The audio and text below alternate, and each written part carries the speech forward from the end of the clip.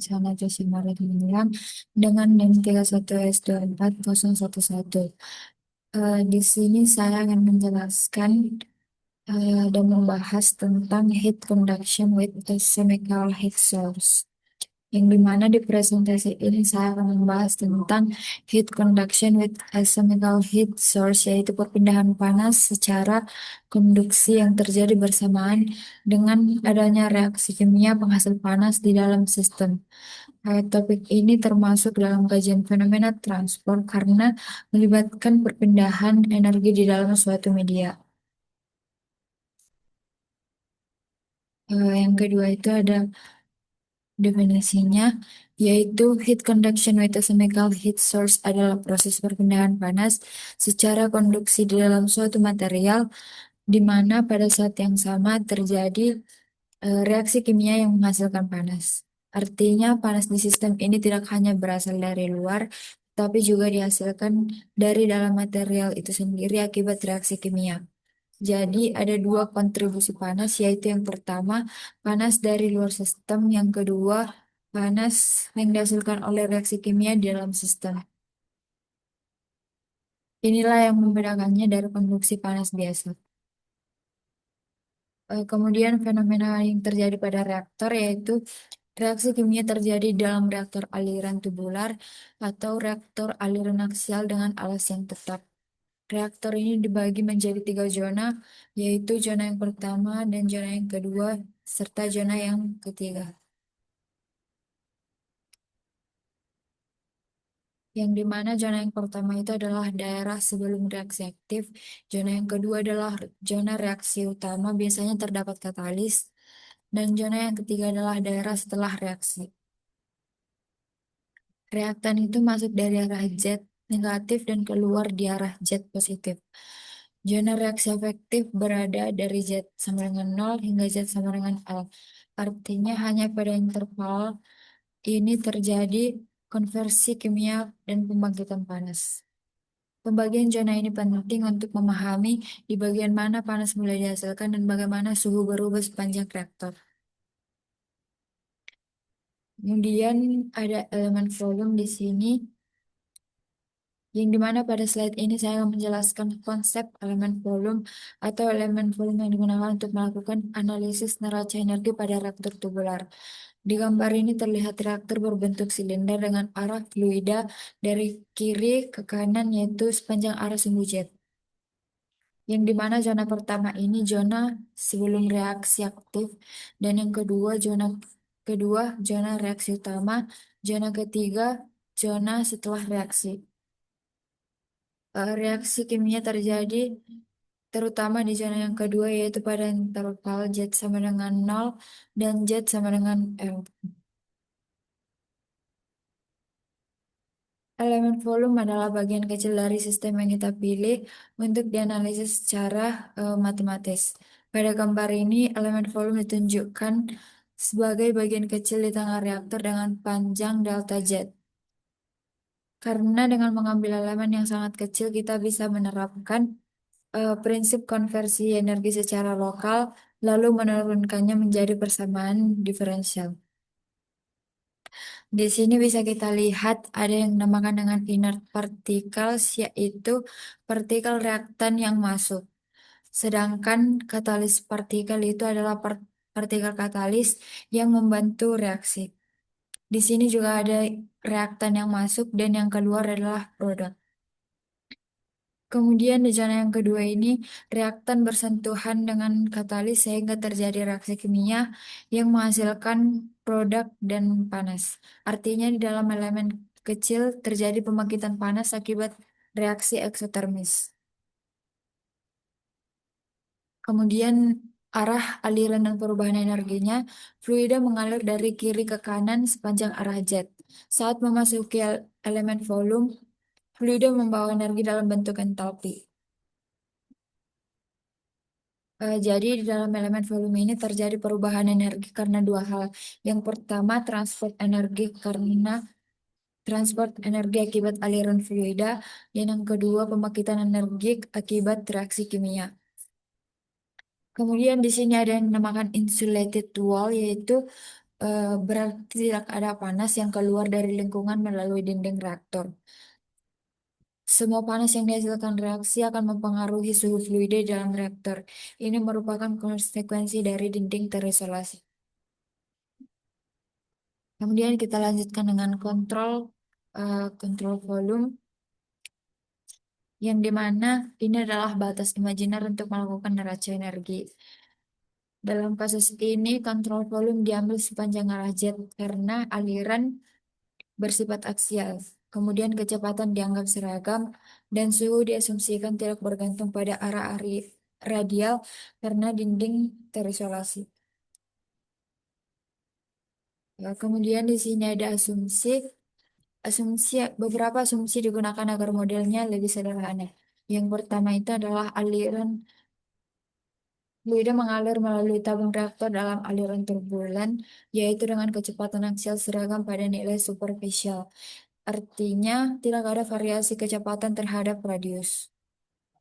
Yang kedua, densitas, laju aliran massa, dan kecepatan superficial semuanya tidak tergantung pada air dan eh, jet, karena tidak ada perubahan signifikan akibat ekspansi termalnya. Ketiga, dinding reaktor diasumsikan terisolasi dengan baik, sehingga suhu dapat dianggap tidak bergantung pada air. Artinya itu tidak tidak ada kehilangan panas ke lingkungan. Yang keempat, laju volume produksi energi panas melalui reaksi kimia. Terdapat laju pembangkitan panas volumetrik juga yang disebut dengan SC. SC ini merupakan fungsi dari tekanan, suhu, komposisi, dan aktivitas katalis. Artinya semakin cepat reaksi berlangsung, semakin besar panas yang dihasilkan. Nah, kemudian kita lanjut dengan identifikasi penyebab transport. Dalam sistem ini terdapat beberapa mekanisme energi.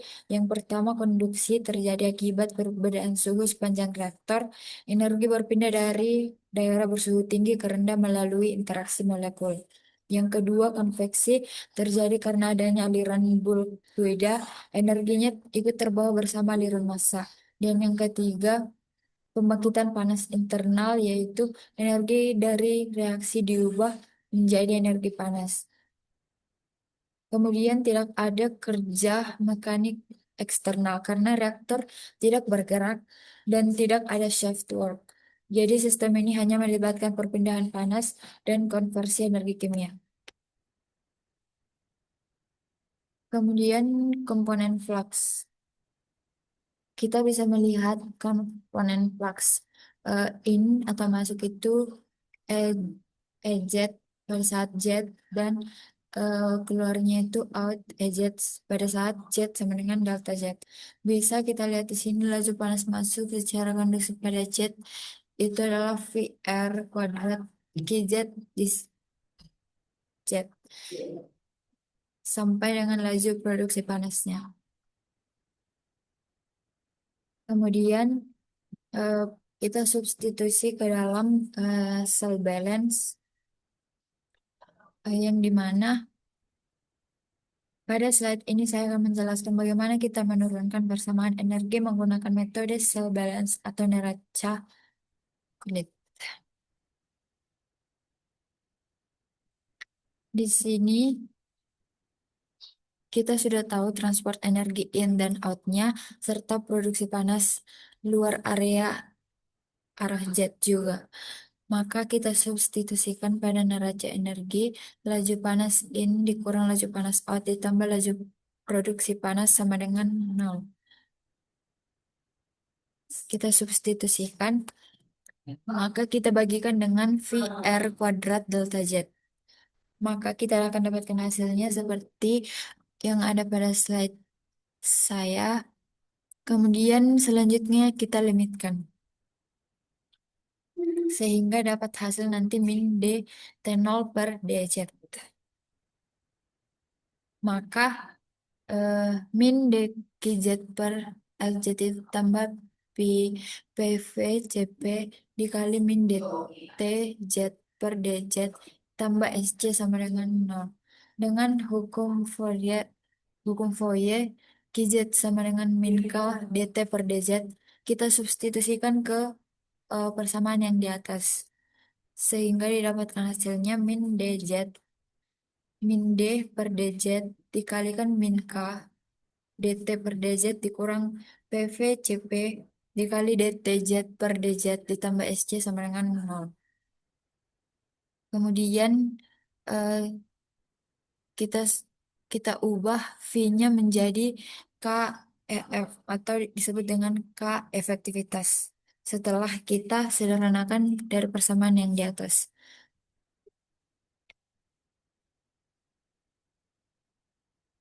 Maka kita dapatkan hasilnya PVCP dikali DTZ per DZ sama dengan KFF. Kemudian ZZ D kuadrat T di, per DZ kuadrat ditambah SZ. Itu sama dengan V0 karena yang terakhir eh, AKCl itu fluida efektif dalam reaktor. Maka persamaan diferensial untuk suhu yang berlaku di tiap zona adalah sebagai berikut. SC tersebut tidak ada pada zona pertama dan zona ketiga karena terjadi reaksi produksi panas kimia pada zona tersebut. Maka pada zona pertama dan zona kedua SC-nya sama dengan nol. Kemudian KFF-nya itu parameter 2 di dinding berpori. Maka kita masukkanlah zona yang pertama itu Z sama dengan Z lebih kecil dari nol. Rho CP V0 DT Z per DZ sama dengan KFF ZZ D kuadrat T per DZ kuadrat tambah SC. Kalau kita sederhanakan maka kita akan dapatkan hasilnya seperti yang di bawah ini. Kita lanjutkan dengan eh, kita lanjutkan dengan zona yang kedua. Zona yang kedua ini nol lebih kecil, Z lebih kecil dari nol dan lebih kecil dari L. Rho CP V0 D TZ per DZ sama dengan KFF ZZ D kuadrat T per DZ kuadrat ditambah SC. Kita dapatkan nanti hasil seperti yang di bawah ini. Dan SC-nya sama dengan SC1 ditambah V dikali theta. Di mana F theta ini adalah T dikurang T0 per T1 dikurang T0. Fungsi panas karena adanya perbedaan panas. Maka zona yang ketiga Z itu lebih besar dari L. Rho CP V0 dikali DTZ per DZ sama dengan KFF ZZ D kuadrat T per DZ kuadrat ditambah SC. Maka kita dapatkan nanti hasil akhir seperti yang di bawah ini.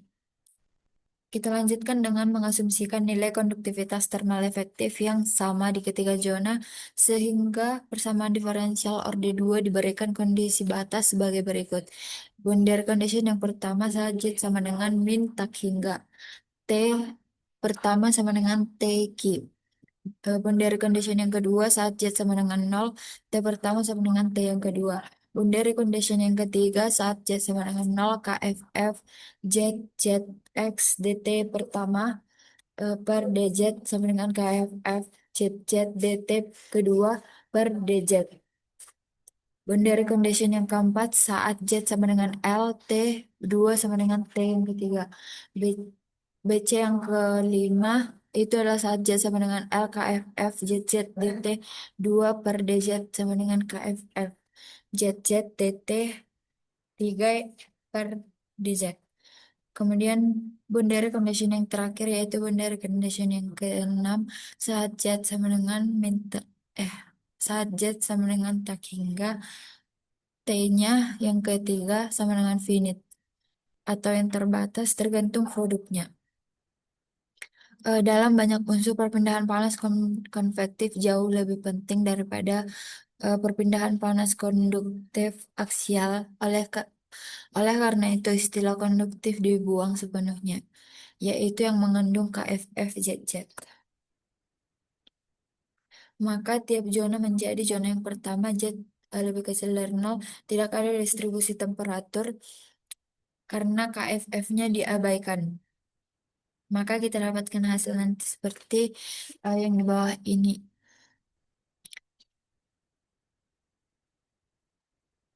Zona yang kedua juga demikian, nol lebih ke, Z sama lebih kecil dari nol, lebih kecil dari L. Kita asumsikan KFF-nya sama dengan nol sama seperti pada zona yang pertama. Sehingga kita dapatkan hasil seperti yang di bawah ini. D theta yang kedua per dz sama dengan mu F dikali theta. Kemudian kita lanjutkan dengan zona yang ketiga Z yang lebih besar dari L. Kita asumsikan juga KFF-nya. KFF ZZ-nya sama dengan nol sehingga kita dapatkan D theta yang ketiga per dz sama dengan nol.